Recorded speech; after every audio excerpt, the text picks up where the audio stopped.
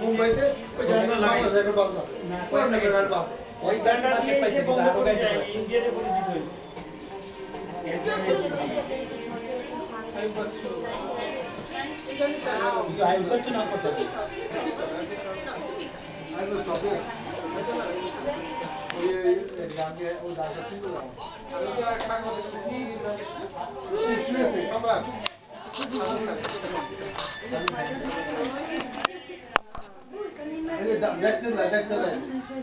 आप ये सोच रहे होंगे कि भाई मैं कहाँ हूँ, ये जगह क्या है वगैरह वगैरह क्या है।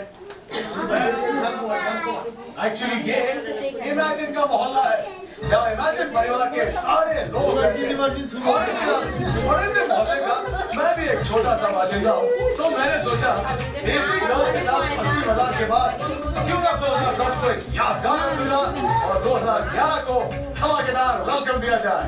So presenting Happy Ending 2000